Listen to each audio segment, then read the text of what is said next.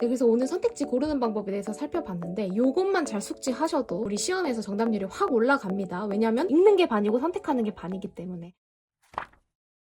자, 오늘은 영어 시험에서 선택지 잘 고르는 법에 대해서 이야기할 건데요. 진짜 중요한 내용입니다. 선택지 잘 고르는 법이 무슨 말이죠? 답 고르는 법이에요. 영어가 선지가 5개잖아요. 이 5개 중에서 어떻게 하면 답을 잘 고르냐 이런 거죠. 자, 이렇게 빈칸이나 주제 유형에서 지문이 있고 선택지 5개가 딸려 나오는데 이 지문을 잘 읽으려고 우리는 많이 노력하죠. 이 지문을 잘 읽기 위해서 우리는 문법도 배워, 구문도 배워, 막 영혼 독해 연습도 해 이러면서 지문에 대해서 우리는 막 읽으려고 하죠. 이것이 근데 50%라는 거예요. 나머지 50%는 뭐다? 이 선택지 안에서 정말 교묘하게 섞여있는 그 답을 골라내는 능력이 50%입니다. 예전에는 막 이런 말이 있었어요. 영어는 막 쉬운 국어라서 해석만 잘하면 풀려 막 이랬는데 절대 그렇지가 않습니다. 영어를 아무리 잘 읽어도요. 이 시험에서 요구하는 바에 맞게 생각하는 훈련을 하지 않으면 답을 틀릴 수밖에 없어요. 그래서 뭐 외국인이 풀어도 수능 문제 틀렸네 라고 하는 얘기가 여기서 나오는 거겠죠. 자, 그래서 오늘은 우리가 답이 이런 내용이어야 하는데 라고 했을 때 여기서 어떻게 그 답을 골라내는가에 대해서 이야기할 건데 제가 여기에 대해서 나름대로 자부심을 갖고 이론화를 시켜가지고 책에다 잘 정리를 했습니다. 정말 이게 맞다. 정말 이렇게 해야 된다라고 하는 거를 제 나름대로 열심히 정리를 한 부분인데 이 부분 같이 책을 보면서 같이 외우면서 따라오시길 바랍니다. 오늘 내용 0일 만에 유형편으로 가시면 뒤에 주제 찾기 유형에 나와 있는 The Secret of Right Choice라고 답을 고르기 전에 이걸 꼭 생각해야 됩니다 라고 하는 내용인데요. 오늘 제가 말씀드리는 내용 완전히 외울 정도로 숙지하고 체화해야 됩니다. 자, 먼저 핵심 첫 번째 내용 볼게요. 내가 원하는 답을 요구하지 말고 아닌 것을 지우는 게 빠르다. 내가 원하는 것을 아예 생각도 아예 언감생심 그냥 기대도 하지 말아라. 내가 글을 읽고 그러니까 이 글의 주제는 이거겠거니 라고 나름대로 이렇게 이야기를 했을 때 그것이 선택지에 있으면 정답률이 80% 90% 되는 쉬운 문제가 되거든요. 절대 너가 원하는 거 아예 있지도 않을 거니까 기대하지 말고 대신에 이건 완전 생뚱맞은 얘기인데 이건 진짜 영 아닌데 싶은 거부터 지우자. X 표시를 하자. 그렇게 생각해 주시면 돼요. 핵심 두 번째, 선택지를 신중하게 독해하고. 선택지를 신중하게 독해하라고 제가 했는데 학생들이 이렇게 묻더라고요. 선생님 선택지도 그러면 영혼 독해를 잘 하면 되는 거겠네요? 아니요. 신중하게 독해한다라는 말은 저는 완전히 번역하라는 뜻이었어요. 그러니까 영혼 독해 수준에서의 내가 알아들을 정도의 그런 게 아니라 정말 완벽하게 한글로서 그거를 완벽하게 번역을 시켜놔야 됩니다. 제가 오늘은 막 영어 해석하는 법이 아니라 그 영어를 읽었으면 거기에 맞게 생각하는 법을 알려드린다고 했잖아요. 그러니까 이게 지금 제가 이론적으로 먼저 알려드리는 건데 아닌 것은 재빠르게 X 표시를 하십시오. 이건 진짜 웬 생뚱맞은 소리냐? 라고 하는 건 X를 치세요. 근데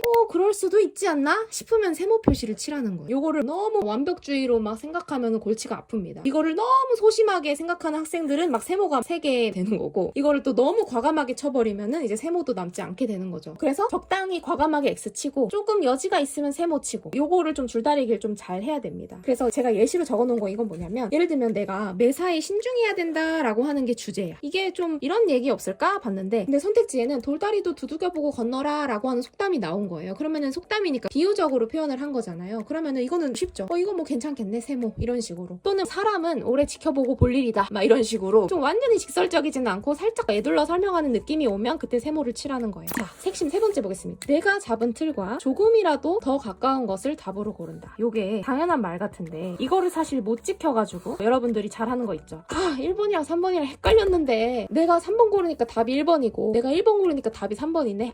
헷갈렸는데 아쉽게 틀렸다 라고 하는 부분이 이 핵심 3번을 안 지켜서 그런 겁니다. 이거는 무슨 말이냐면 내가 잡은 틀하고 비교해야지 뭐가 더 예쁘게 생겼지 막 이런 거를 보면 안 된다는 얘기예요. 우리가 이렇게 뭐 과감하게 X표도 치고 세모도 치고 이러면 보통 세모 2개가 남습니다. 제가 이거를 빨대로 표현을 해볼게요. 내가 잡은 틀과 선택지 2개가 이렇게 놓여있다는 거예요. 이렇게 놓여있는데 내가 잡은 틀은 한 요 정도 방향성이면 내 입맛에 딱 맞는 게 나오면 얼마나 좋아요. 근데 그거는 정답률 90%라니까? 조금이라도 더 틀리게 만들려면 뭔가 솔직히 내 입맛에는 안 맞는데 방향성이 비슷한 것 둘 중에 골라야 한다고요. 근데 우리가 여기서 실패하는 이유는 뭐냐면 여기서 내 틀이 있고 세모 2개가 남으면 내 틀과 조금이라도 더 가까운 걸 골라야 하는데 세모 2개만 남으면 학생들이 내 틀은 없어져 버려요. 그 다음에 그냥 2개 중에 뭐가 더 낫지? 막 이렇게만 고민을 하니까 틀리는 거거든요. 내가 잡은 틀을 더 명확히 하십시오. 내가 잡은 틀을 더 명확히 한 다음에 얘는 이쪽을 가리키고 있고 얘는 이쪽을 가리키고 있다면 파란색이 조금이라도 더 가깝잖아요. 그러면은 1번이 답이 된다는 거죠. 자, 여기에 대해서 그럼 뭐가 조금이라도 더 가까운 거를 어떻게 아나요? 라고 하는 부분에 대해서 설명한 게 세모 2개 중 정답을 고르는 비밀 부분입니다. 볼게요. 내가 잡은 틀하고 비교해야 된다. 두 번째, 어절 단위로 판단해야 된다. 여기에 별표를 3개 치세요. 어절 단위로 판단해야 된다. 이게 무슨 말이냐면 제가 아까 독해할 때 영혼 독해하는 수준이 아니라 완전히 번역 수준으로 완벽하게 하십시오 라고 이야기를 했죠. 완벽하게 번역을 한 다음에 어절 단위로 판단을 해야 된다는 거예요. 제가 여기에 대해서 좀 더 부연 설명해 보겠습니다. 자, 매력적인 오답은 어떻게 걸러내느냐. 이렇게 1번이랑 3번이랑 둘이 세모라고 쳐봅시다. 여기서 매력적인 오답이 3번이라고 해볼게요. 그러니까 답이 1번인 거죠. 3번이 오답이다 라고 했는데 왜 매력적이냐 라고 하면 이 중에 매력적인 게 숨어 있다는 거예요. 근데 오답인 이유는 살짝 아닌 게 섞여 있다는 거죠. 그러니까 뭐냐면 내가 잡은 틀이랑 비슷해, 방향.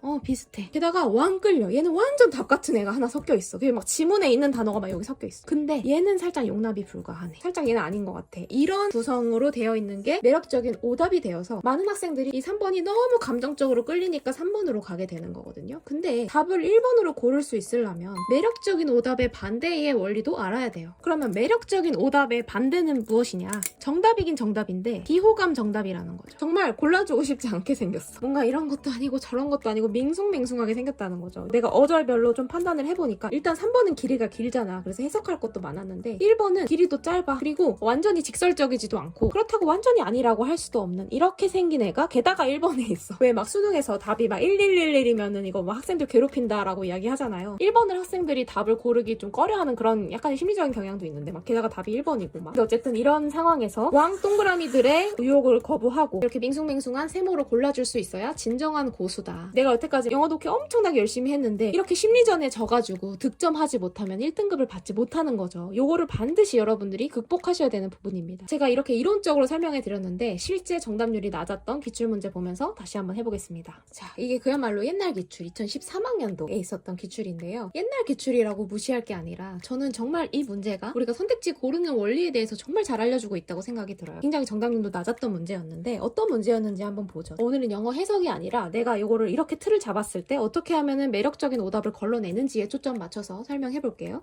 일단은 이게 빈칸 추론 문제였어요. 그럼 빈칸에 맞게 내가 답을 생각을 해야 되잖아요. 이 빈칸 문장부터 한번 보겠습니다. 빈칸 문장이 나왔을 때는 빈칸 문장은 완벽하게 이것도 번역을 해줘야 돼요. 빈칸이라는 말을 넣어서 완벽하게 번역해라 라고 하는데 얘를 해석하면 이렇게 돼요. So we drive around in circle. 우리는 주위를 빙빙 돈다. 서클을 돈다. 빈칸 blank about where to find the scenic vista that would entertain and enlighten the tourists. 우리는 주위를 빙빙 돈다. 어디에서 우리의 관광객을 기쁘고 즐겁게 해줄 멋진 경관을 찾을 수 있는가에 대해서 빈칸 하면서 자, 빈칸이라는 말을 넣어서 완벽하게 해석하라고 했죠. 뭐 어떻게 하면서 하길래 그러고서 생각을 하는 거죠. 관광객을 내가 기쁘게 해줘야 되는 상황인데 빈칸 하면서 한대. 무슨 행동을 하길래 내가 이렇게 주위를 빙빙 도는 건가?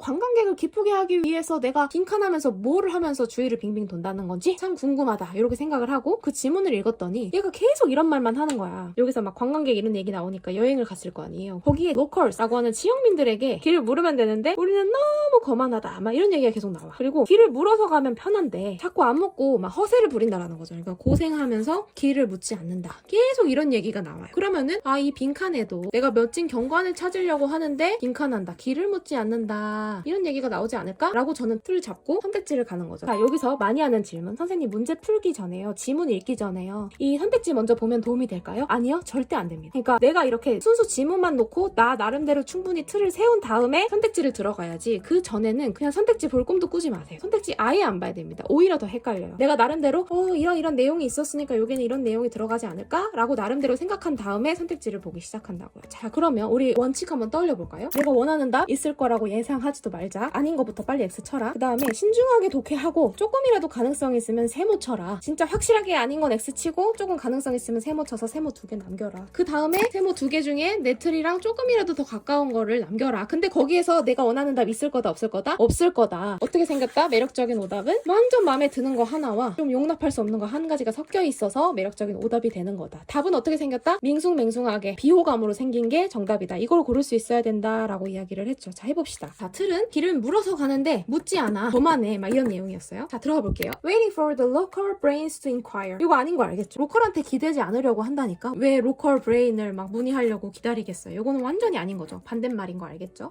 두 번째, accumulate 하면은 축적하다라는 뜻이고요. examine 하면은 뭐 시험하다 이런 뜻이잖아요. 축적하고 시험한대. 로컬스의 지식을. 로컬 지식 안 한다니까? 나 거만하고 나 허세가 많아서 나 지역민들한테 묻지 않아. 나 내비게이션 보지 않고 내가 할 거야. 이런 사람들이잖아요. 그러니까 그 로컬 지식에 기대지 않으니까 1번 과감히 X, 2번 과감히 X. 자, 3번 going Going against the finding of our empirical research.